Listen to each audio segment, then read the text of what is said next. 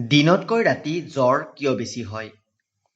জ্বৰকে আদি কৰি প্ৰায়বোৰ ৰোগৰ প্ৰকোপ দিনতকৈ ৰাতি বেছি হয় আৰু এইটো আমাৰ সাধাৰণ অভিজ্ঞতাৰ পৰা জানো। চিকিৎসা বিশেষজ্ঞসকলে ইয়াৰ যুক্তিসংগত কাৰণ হিচাপে কয়, ৰাতি জ্বৰ আৰু অন্যান্য ৰোগবোৰৰ তীব্ৰতা অধিক হোৱাৰ মূলতে হ'ল আমাৰ শৰীৰৰ ৰোগ প্ৰতিৰোধী প্ৰণালীটো অৰ্থাৎ ইমিউনো ছিষ্টেমৰ ক্ৰিয়া।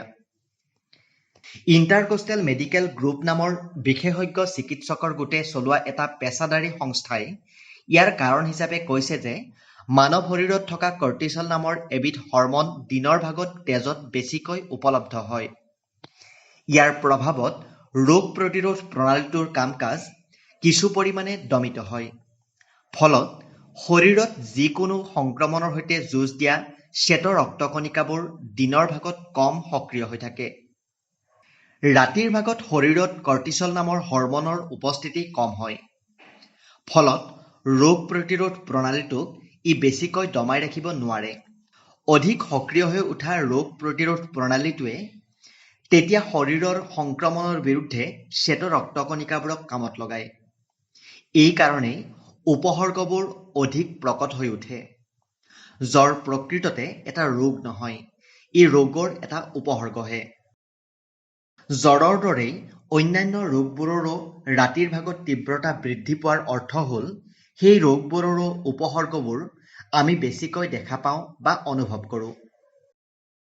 আনহাতে বিখ্যাত টাইম মেগাজিনৰ ৱেবছাইটত প্ৰকাশ পোৱা এটা প্ৰবন্ধটো মানৱ শৰীৰৰ জৈৱিক ঘড়ী সম্পৰ্কে অধ্যয়ন কৰা এজন বিশেষজ্ঞ তথা টেক্সাছ বিশ্ববিদ্যালয়ৰ বায়'মেডিকেল ইঞ্জিনিয়াৰিঙৰ অধ্যাপক মাইকেল স্মলেনস্কাইয়েও জৈৱিক ঘড়ীটোৰ ৰোগ প্ৰতিৰোধ প্ৰণালীটোৰ ওপৰত এই ক্ৰিয়াৰ কথা আঙুলিয়াই দিছে।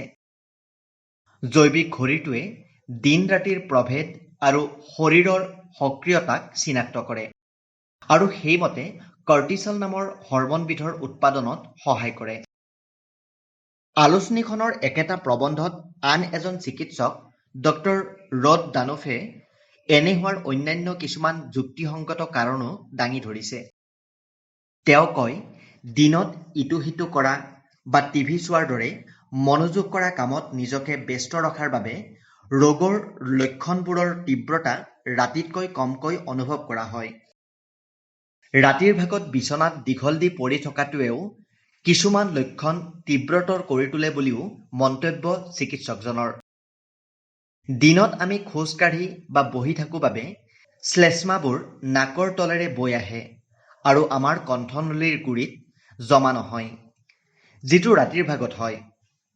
উদাহৰণ দি ড ডনোফে কয়, তেওঁ শ্লেষ্মাবোৰ ডাঠ নহ'বৰ বাবে প্ৰচুৰ ৰস বা পানীয় পান কৰিবলৈ পৰামৰ্শ দিছে।